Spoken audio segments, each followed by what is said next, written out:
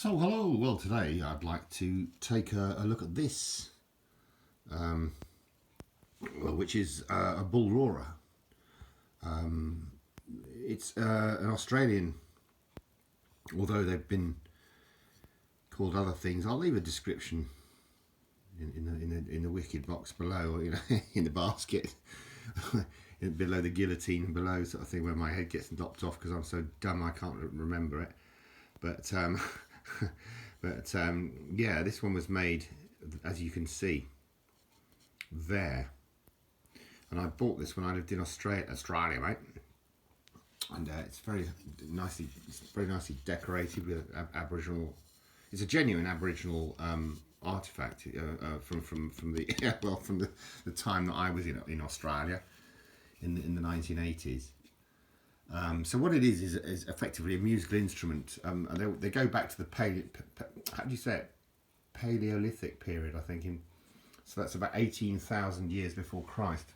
So very old. And they're used to communicate in Australia at great distance, and they spun. What you do is you unravel the string, obviously, and you spin it, and it makes a sort of a noise like a as it spins in the air, and it's supposed to ward off evil spirits, and during sort of ceremonial times for the Aboriginal people. As I say, these have been found in Europe as well. I think they were found in the Ukraine. I'll leave a thing in the box below, in the box below.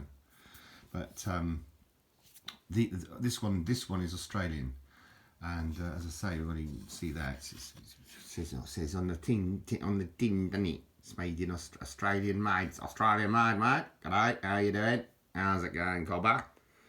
But there you go. So it's Deeral, Torres Strait Islanders made this, so it's wonderful. I remember buying it, and I bought a boomerang as well, which was stolen from me. So sadly, I didn't throw it away. I every time I tried to, it came back. Oh God, the jokes! God damn, the jokes get better and better, don't they? But no, the boomerang was sadly nicked off me, so that's a bummer. But yeah, so there's a sort of initiation ceremony. It's like the coming of puberty in for Aboriginals when they're growing of a certain age, and they spin these things to ward off evil spirits.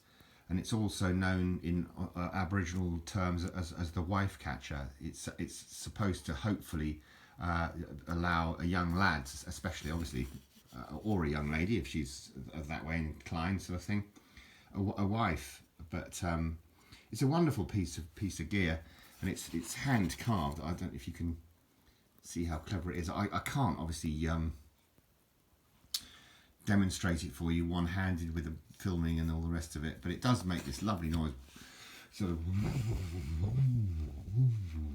and it really is an ancient sound. What I'll try and do is post a link in the description below of somebody spinning one of these things, and you can hear it for yourself, sort of thing, innit? I don't know where Jimmy is. Where are you, Jimmers? He's in the other room, innit? He's sleeping over there. I'm having enough of these videos now. I'm done with them. It's whacking its tail, look. It's a little naughty. But yeah, there we go. It's called the Bullroarer. If you're interested in Australian music, there's a great band called Midnight Oil, and there's an album called Diesel and Dust. I highly recommend rather that people listen to it, because if you like music, sort of.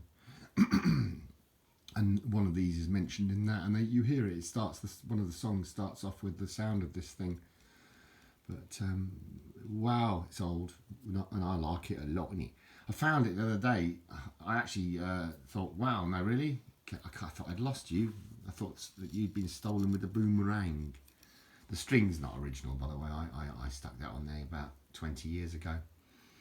But I got this from Australia. Well, how long ago was that? Well, about 40 years ago. This is a probably 40 or 50-year-old item. But they've been, as I say, going around. They've been hanging about since 18,000 BC. So, wow, really? Awesome. Thanks ever so much for watching. All the very best.